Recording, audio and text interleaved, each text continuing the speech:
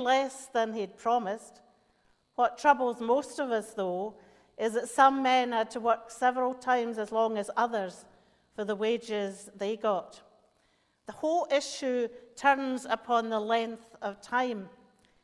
We need to note very carefully that those disappointed workers thought only in terms of time, the amount of time they'd spent, a length of time, if you please, and generally we do the same thing.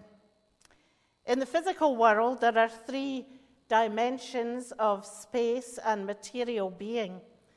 Use your imagination for a wee bit. Move a point, and you have a line. And this is the first dimension, length. But length doesn't occupy any space. It doesn't have any volume of itself. It really isn't anything at all. No thing exists in length alone. It needs 2 other dimensions, breadth and depth. Now move the line, move it in any direction except in the line within itself, and you have the second dimension of breadth, width. But breadth occupies no space, no volume. Nothing can exist in breadth alone. It needs depth as well. So if you move the plane around, you might have a cube or whatever you like, and that is something that is solid. And so the third dimension is depth. And it begins to get a bit exciting there because you've got all of them. You've got volume and space, and you can have material things like rocks and trees and mountains and seas and planets and suns, atoms, everything. Think about your own life.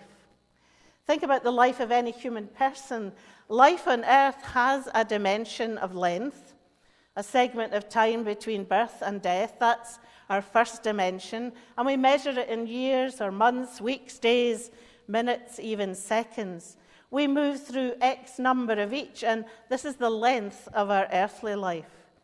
But there's also a second dimension of breadth, and this can be measured by the range of our thought, the scope of our interest, the reach of our mind. But beyond that is the third dimension of depth, and probably it's hard to measure.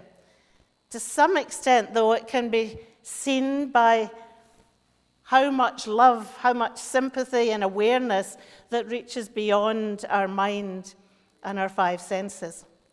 In the story Jesus told, the workers labored for so long for what they got, bitterly resented the fact they got the same for only working for a short while.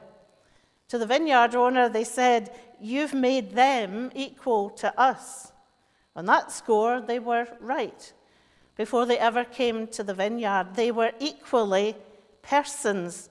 They were equal at the very heart of who they were. And maybe this was the way that the vineyard owner saw them. I'm not sure. But I do know that that's the way that God sees you and me. We are equally third-dimensional beings, creatures of spirit designed to be alive, not just in length of years or reach of mind, but in depth of soul. We celebrate life's length. We celebrate birthdays. We recognize milestones.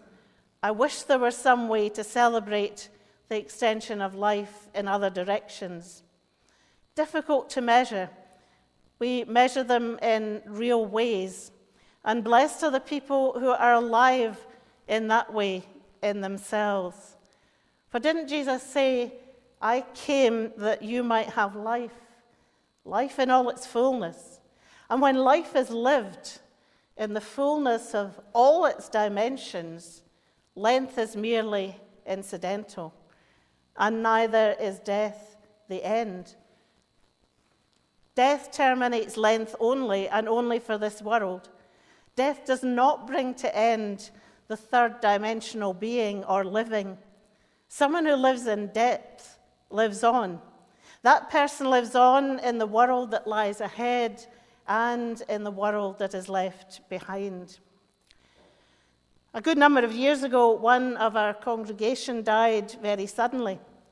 She was a very committed Christian, a kind neighbour, a wonderful mum and gran, and a good friend. I don't usually do it, but Because of the suddenness of her death,